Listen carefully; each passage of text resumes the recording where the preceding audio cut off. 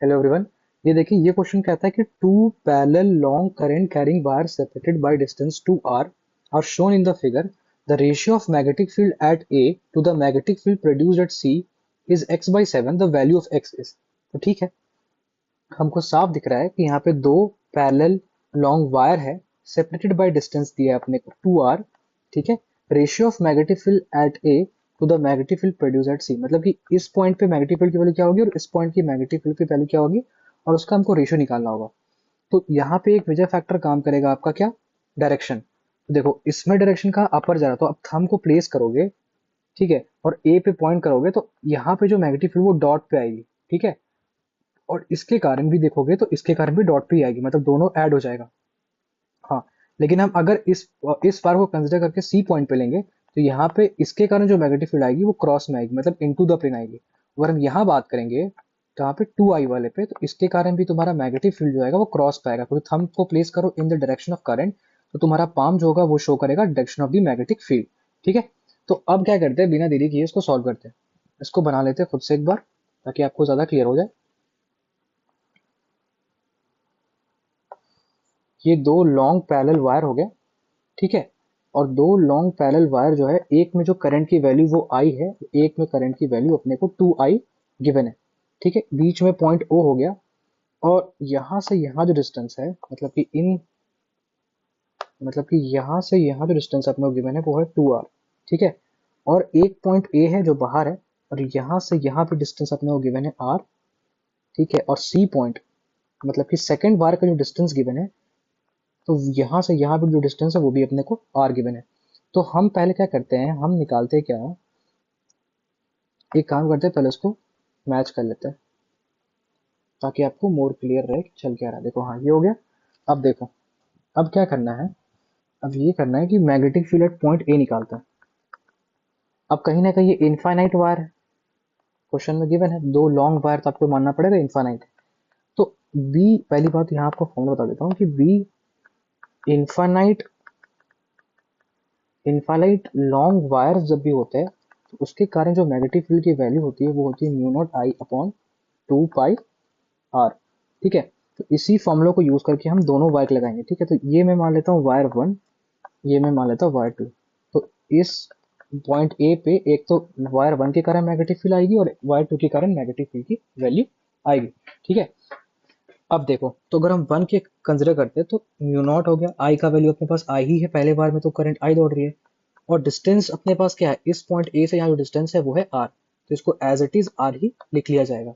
अगर हम बात करते हैं बी टू, मतलब कि इस वायर, मतलब कि वायर टू के कारण इस पॉइंट पे जो मैग्नेटिक फील्ड की वैल्यू क्या आएगी, तो देखो म्यू नॉट 2i, करंट की वैल्यू 2i हो गई, 2 पाई। ठीक है, तो अब आर देखते हैं, क्या देखते हैं, आर। तो यहां से यहाँ 2r हो गया, और यहां से यहाँ अपने को आर गिवन है, टोटल क्या हो गया 3r। ठीक है, तो अब देखो सॉल्व करो उसको, क्या हो गया, mu naught I upon 2 pi are plus 2 mu naught I upon 6 pi R. उसको जब सॉल्व करेंगे तो अपने को मिलेगा 6 pi R, 3 mu naught I plus 2 mu naught I is equal to 5 mu naught I upon 6 pi are. मतलब कि magnetic field at point A की जो वैल्यू आ गई वो हो गई 5 mu naught I upon 6 pi r. अब हमको क्या करना है, अब हमको पॉइंट सी पे निकालना है, इस पॉइंट पे क्या होगा।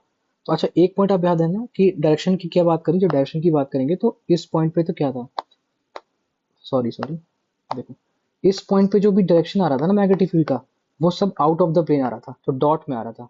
ठीक है, डॉट में आ रहा है मतलब कि आउट ऑफ द प्लेन आ रहा है, तो आउट ऑफ द प्लेन हुआ तो प्लस के कैप, और इनटू द प्लेन हुआ तो माइनस के कैप। ठीक है, तो हम बात करते हैं अब पॉइंट सी पे। तो जब सी की बात करेंगे तो यहाँ पे भी वायर वन के कारण आएगा और एक वायर टू के कारण आएगा। तो यहाँ पे वायर वन में करंट आई दौड़ रहा है 2 पाई आर। अब आर क्या है, डिस्टेंस है, तो देख लो यहाँ से यहाँ डिस्टेंस कितना है 2r, और यहाँ से यहाँ डिस्टेंस r है, तो नेट डिस्टेंस कितना हो गया 3r। अब देखो B2 की वैल्यू, तो B2 में करंट दौड़ रहा है 2i। ठीक है, 2 पाई हो गया, और डिस्टेंस कितना हो गया, देखो सेकंड वायर से यहाँ डिस्टेंस है वो है r। ठीक है, तो ये हो गया अपने पास r। तो ये हो गया mu naught I upon 6 pi are plus 2 mu naught I upon 2 pi r. ठीक है, तो बी सी मतलब कि magnetic field at point C की जो वैल्यू हो जाएगी वो क्या हो जाएगी, इसको थोड़ा लाइन पे ही लिखते हैं। The more regular it will look the more easily you will be understanding the concept, ठीक है। अब देखो फिर से क्या मैंने करा, 6 पाई आर एलसीएम ले लिया, म्यू नॉट आई रखा, और यहाँ 3 टू ज़ा 6 हो गया, मतलब कि 6 म्यू नॉट आई हो गया, ठीक है। 3 टू 6 का ये हो गया आपका 7 mu naught I upon 6 pi are, मतलब कि magnetic field at point C कितना हो गया, 7 mu naught I upon 6 pi r. ये हो गया इक्वेशन सेकंड। और इसके कारण जो मैग्नेटिक फील्ड वो क्रॉस मारी, तो हमको क्या बोला, दोनों का रेशियो, तो magnetic field at point A upon magnetic field at point C, इनका जब रेशियो निकालेंगे तो हो जाएगा 5 mu naught I upon 6 pi R into 6 pi R upon 7 mu naught I. तो 6 पाई आर कटा, म्यू नॉट आई कटा, तो आ गया 5/7 B A by B C. तो हमसे क्या बोला था, हाँ, तो x/7, यानी कि इसको कंपेयर करो x/7 से, तो x की जो वैल्यू आ गई वो क्या आ गई, 5 आ गई। तो क्वेश्चन नंबर 6 का जो आंसर हो जाएगा वो हो जाएगा 5, यानी x की वैल्यू 5। तो ये रहा इसका सॉल्यूशन।